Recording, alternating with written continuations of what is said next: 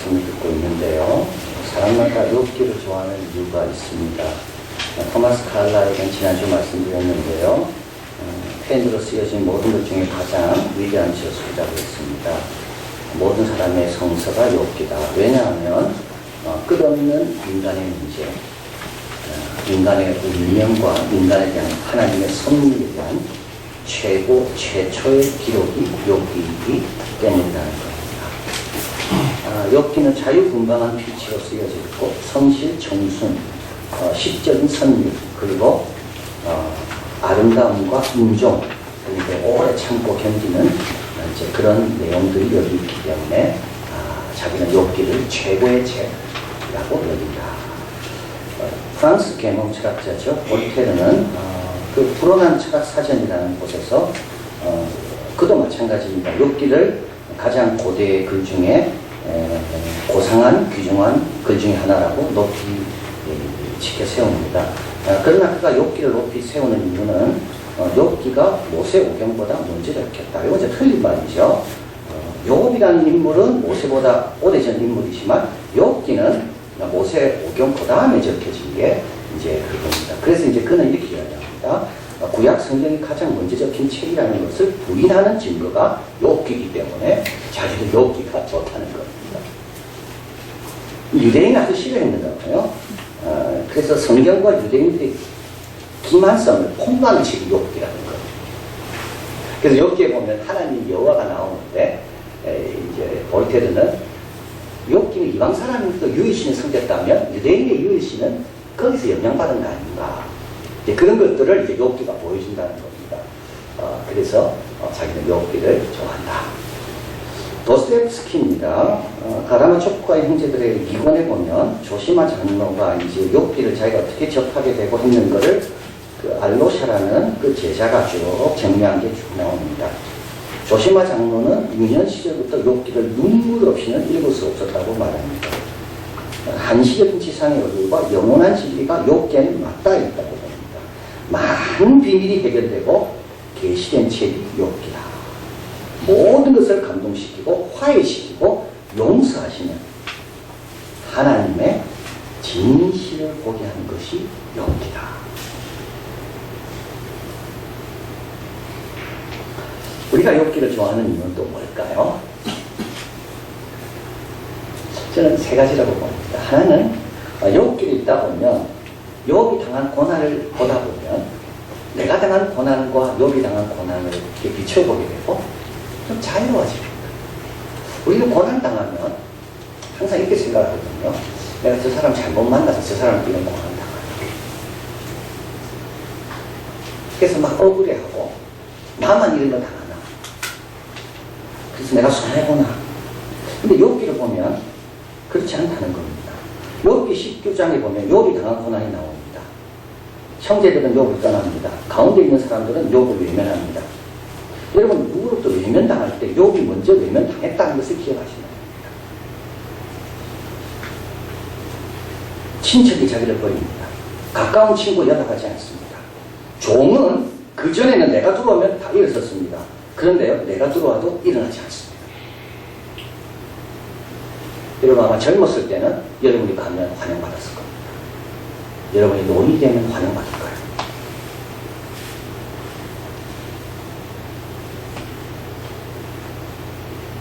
저는 욥기 19장을 보면서 오늘 참 우리 주위에 있는 힘없는 노인들, 그 연로한 분들, 자, 그런 분들은 이 욥기를 읽으면 정말 이해가 될 거다. 그리고 욥기 이렇게 이야기합니다. 아내는 내 숨을 싫어한다. 냄새난다는 말입니다. 남의 이야기가 아닙니다. 한 성사학자는 이 현상을 들어 모두가 신학자가 되었다고 이야기해요. 이 말은 뭐냐면 욥을 멸시하는 이유가 있는데 그거는 하나님께 벌받아서 그렇다는 거라는 거죠. 그런 판단으로 욥을 다 멸시하는 겁니다. 이런 걸 우리가 접할 때 나도 이제 언젠가 이런 형편에 처하게 될지 모르지만 좀 자유로워야 됩니다.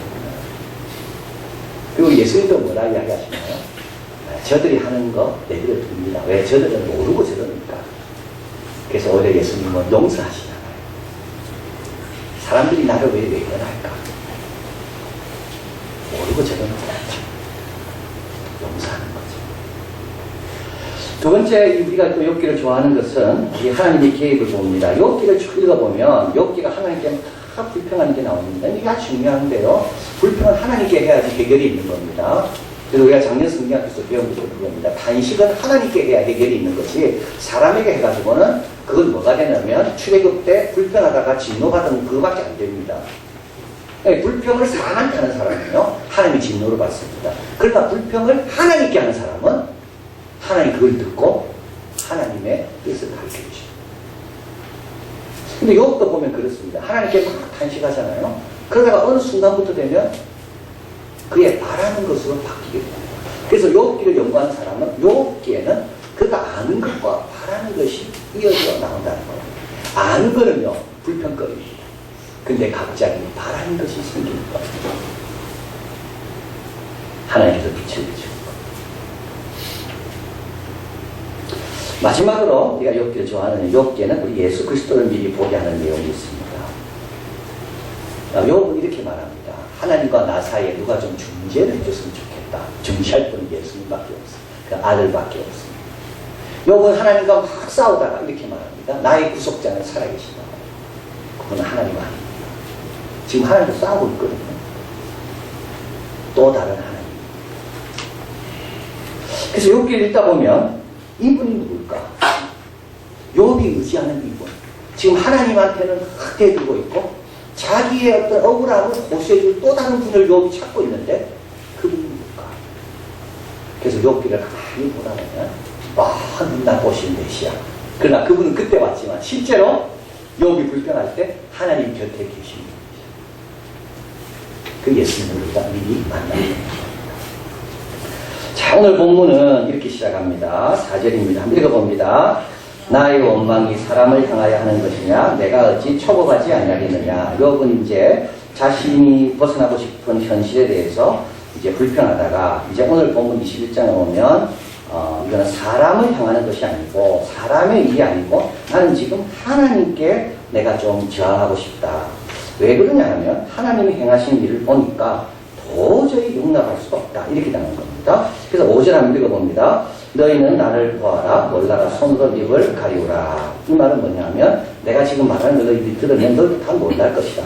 이제 그러면서 이제 하나님이 이 땅에 행하시는 것에 대해서 욥이 아는 바를 이제 고발합니다. 7절입니다. 어찌하여 악인이 살고 술을 누리고 세력이 강하냐. 악인은 죽어야 되는데 악인은 살고 또 장수하고 또 장수할 때까지 힘이 강하고 이 하나님이 살아계신다는 말이냐. 8절 그 씨가 그들 앞에서 그들과 함께 굳게 서고 9절 그 집은 평안하고 두려움이 없고 하나님의 매가 그 위에 임하지 아니하며 욥의 집은 망했습니다. 그런데 어떻게 악인의 집은 평안합니까? 욥의 집은 어떤 집이었나요? 욥의 집은 하나님을 경외하고 섬기는 집이었습니다. 근데 그 집은 망했습니다. 근데 악인의 집은 평안합니다. 10절 그 수소는 영락없이 새끼를 베게 하고 그 암소는 새끼를 낳고 낙태하지 않는구나. 욥은 과학자입니다. 어떻게 새끼가 나는지 욥은 알고 있습니다. 수소가 건강해야지 새끼가 나옵니다. 암소만 가지고 새끼는 못 나옵니다. 그죠? 암소는 가지고 새끼 못 낳습니다. 새끼를 누가 놓는가? 욥은 압니다. 수소와 암소가 새끼를 낳는다. 근데 악인의 집은요, 암소만 건강한 게 아니라 수소도 건강합니다. 11절 한번 읽어봅니다. 그들은 아이들을 내어 보내니 양떼 같고 그 자녀들은 춤을 추는구나. 이게 우리 그대로 현실입니다. 악인의 자녀들은 춤추고 하는 일마다 잘 됩니다. 욥의 자녀들은 어떻게 됐나요? 다 죽었습니다. 욥은 자녀들을 얼마나 경건하게 키우려고 노력했는지 모릅니다. 자기들 생일이 됩니다. 생일은 어떤 날인가 하면 자기 원하는 대로 하는 날 생일 아닙니까? 그 다음 날이 되면요, 욥은 한 명 한 명 불러다가 하나님 앞에 속죄 제사를 지냅니다. 왜냐하면 네가 혹시라도 마음으로 하나님을 배반했을까 봐. 욥은 자녀를 그렇게 키웠습니다. 욥은 자녀를 신앙교육 시켰습니다. 그런데 10명 다 죽었습니다. 아기는요, 신앙교육에 관심도 없습니다. 교회 생활에 관심도 없습니다. 교회 보내지도 않습니다. 근데 아기네 자녀들은요, 하는 일마다 잘 됩니다. 이게 오늘 우리가 경험하는 거 아닙니까? 이게 우리의 현실입니다. 나는 기도하며 키우는데도 잘 안 됩니다. 저 집은 기도 한마디도 안 해도 잘 됩니다. 욥은 지금 이걸 하나님께 불평하는 겁니다. 하나님 도대체 어떤 일이 있습니까? 나는 내 아이 한 명 한 명을 위해서 하나님께 배반했을까봐 매년 생일마다 그를 위해서 제사를 지냈는데 우리 아이들은 다 죽었고 저 집은 하나님이라는 하자 이름도 부르지 않는데도 저 집 아이들은 절에 밖에서 뛰어놀면서 건강하고 하는 일마다 잘 됩니다.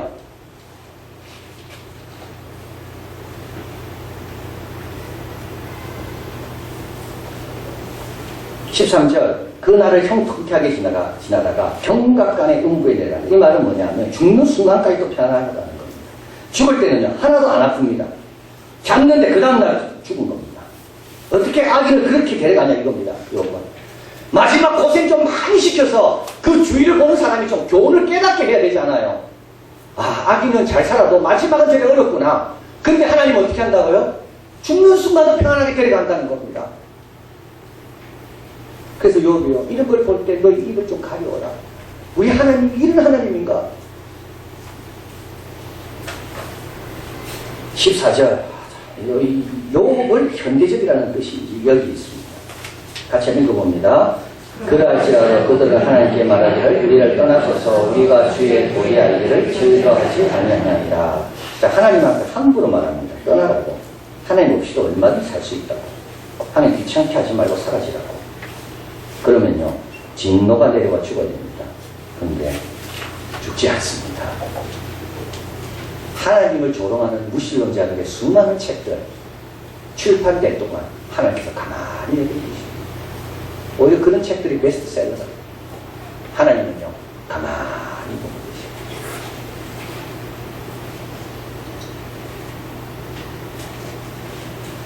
주의 도리 알기를 즐겨하지 않습니다. 그거 몰라도 이게 잘 사는데 그 말입니다. 그거 안 지켜도 아무 어려움 없는데 그 말이죠. 그 다음에 15절 하면 봅니다. 전능자가 누구에게 우리가 섬기며 우리가 그에게 기도한들 무슨 이익을 얻으랴 하는구나. 오늘 유럽입니다. 선진국가입니다. 노르웨이, 스웨덴, 핀란드, 룩셈부르크 잘 사는 서방국가들 기도하는 성도를 보고 이렇게 이야기합니다. 이래 많이 얻은 거는 기도해봤자 더해질 게 없다.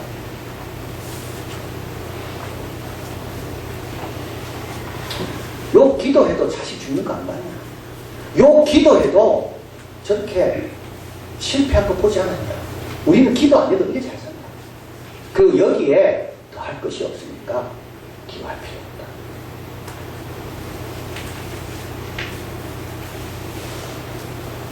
여러분 기도는 꼭 필요한 것이 있어서 하는 겁니까? 물론 시작은 그렇게 합니다. 그러나 필요한 것이 없어도 하는 게 기도입니다. 기도는 하나님과 교제, 대화. 부모님과 대화할 때 필요한 것이 있으면 대화합니다. 부모님과의 관계를 위해서 사랑하기 때문에 대화합니다. 기도는 참 특별합니다. 하면 할수록 할 게 생깁니다. 안 하면 안 할수록 기도할 이유가 뭔지 잊어버리게 됩니다. 자, 그렇습니다. 말씀도 그렇습니다. 말씀도요, 알게 되는데 더 알고 싶은 거지, 아예 멀리 하면 말씀과 전혀 상관없이 살게 됩니다. 있는 자는 받아 더 능력하게 된다는 게 바로 이겁니다. 그래서 여러분, 기도 안 하는 사람 말 들으면 안 됩니다. 왜냐하면 그들은 기도의 가치를 경험한 적이 없기 때문에 그런 말을 합니다. 현대 유럽의 역사를 보면 1934년에서 1938년까지 4년입니다. 2차 대전이 일어나기 직전입니다. 이 동안에 이제 히틀러가 정권을 잡게 되고요. 그리고 나치 체제하에 독일이 이제 있게 됩니다. 그런데 참 이게 아이러니죠. 독일은 이때 황금기를 보내게 됩니다. 경제가 다 회복이 됩니다. 1936년, 2년 뒤에 히틀러가 이제 정권을 잡고 2년 뒤에 보면 베를린 올림픽이 개최됩니다. 이때 독일 선수들은 89개의 메달을 땁니다. 미국은 56개, 프랑스는 19개, 영국은 14개. 근데 이때는 어느 때입니까? 뉘렌베르크 법이 통과돼가지고 유대인들을 인간 취급하지 않는 그런 사회입니다. 근데도 독일 선수들은 얼마나 잘 뛰는지요. 영국과 독일은요, 4분의 4배가 됩니다.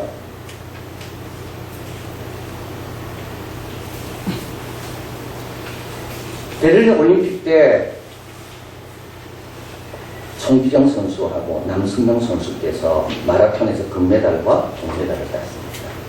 이때는 어느 시대냐 하면 나치가 독일을 다스리고 있던 시대입니다. 송기정 선수께서는 나중에 이렇게 말했다고 하지 않습니까? 김이 가요가 훈련할 줄 알았더라면 자기가 그렇게 열심히 뛸 필요가 없었습니다. 많은 사람들이 베를린 올림픽에 왔다가요, 독일을 입이 맞도록 칭찬하고 돌아갑니다. 유대인들의 학대를 보지 못하고. 여러분, 질문이 생깁니다. 이게 바로 욥기 주제와 관련된 질문입니다. 악인이 잘 된다고 하면 그럼 악인처럼 살아야 됩니까?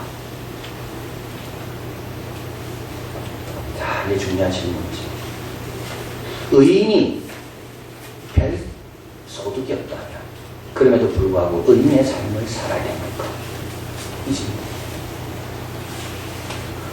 욥기 1장에 보면 사탄이 하나님께 이렇게 이야기합니다. 1장 9절 10절. 이게 욥기 주제입니다. 사탄이 여호와께 대답하여 가로되 욥이 어찌 까닭 없이 하나님을 경외하니까.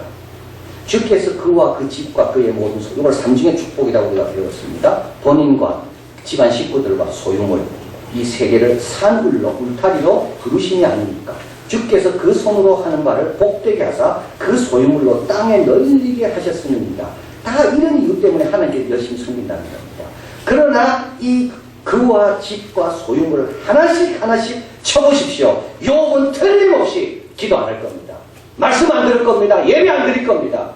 욥은 하나님을 저주할 겁니다. 왜 욥이 열심히 냈을까요? 이런 까닭 때문에.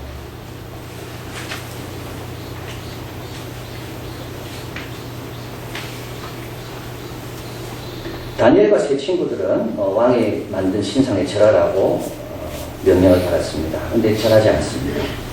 그리고 그들이 이렇게 이야기합니다. 하나님께서 여기서 건져주지 않아도 절하지 않는다. 왜 우리가 주의 길로 가야 되고 기도해야 하고 예배 드려야 됩니까? 하나님께서 우리를 여전히 가난하게 만들어도 예배 드릴 겁니다. 왜냐하면 하나님이 명령하시기 때문에.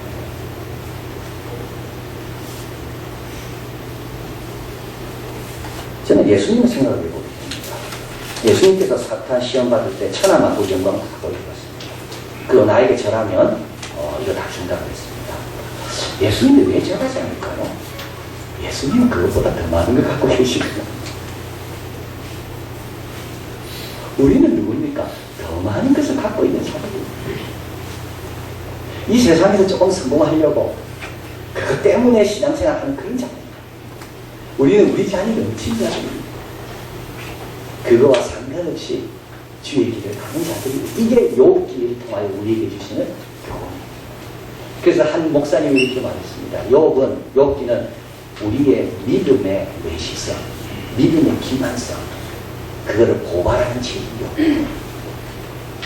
열심히 있는 것 같지만 까닭이 있어서 열심히 있는 거고, 하나님께 열심을 내는 것 같지만 다 이유가 있어서 열심을 내는 거고, 하나님께서 그걸 가져가시면 열심도 함께 사라질 우리의 외식성, 이거를 점검하게 하는 것이 바로 욥이다.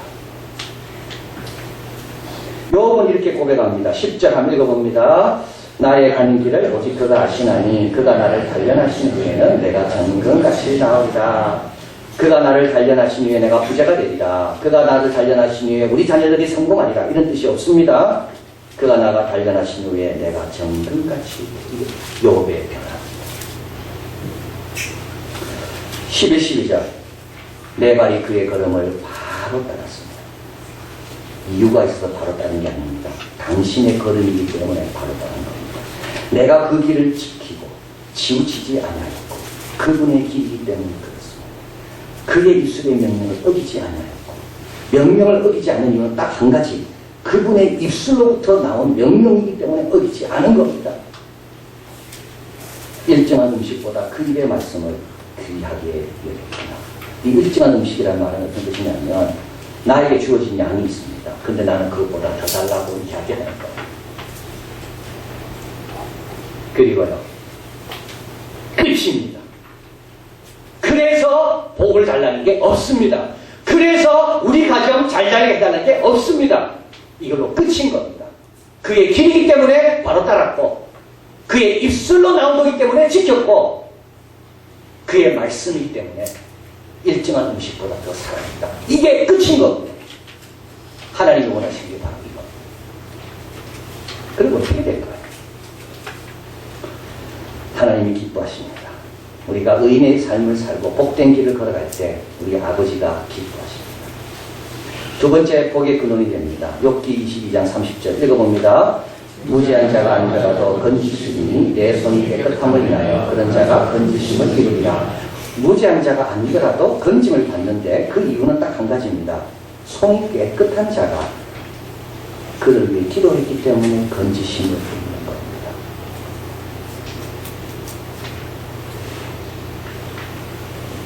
하나님의 법이기 때문에 따르고 하나님의 말씀 때문에 지키는 자는 손이 깨끗합니다. 소돔과 고모라가 멸망한 이유는 이런 사람이 없었기 때문에. 그리고 마지막으로 욥은 이렇게 고백합니다. 23장 14절 같이 읽어봅니다. 그런즉 내게 작정하신 것을 이루실 것이라. 그런 일이 그에게 많이 있느니라. 하나님 작정하신 바는 우리 생각보다 훨씬 깊고 좋은 것입니다. 요셉에게 작정하신 바가 있었지. 모세에게 작정하신 바가 있었지. 아브라함에게 작정하신 바가 있었습니다. 아브라함은 부자로는 못 살았지만 하나님의 작정하신 바 믿음의 조상은 되었습니다. 고린도전서 4장 5절 마지막 결론입니다. 읽어봅니다. 그러므로 때가 이르기 전 곧 주께서 오시기까지 아무것도 판단치 말라. 그가 어두움에 감추인 것을 드러내고 마음의 뜻을 나타내시니 그때 각 사람에게 하나님께로부터 칭찬이 있으리라. 판단하지 마십시오. 악이 잘 된다고 판단하지 마십시오. 기도 판단하지 마십시오. 예배를 함부로 판단하지 마십시오. 우리가 할 일은 뭡니까? 판단하는 게 아니고요. 주님께서 명하신 대로 순종하는 겁니다.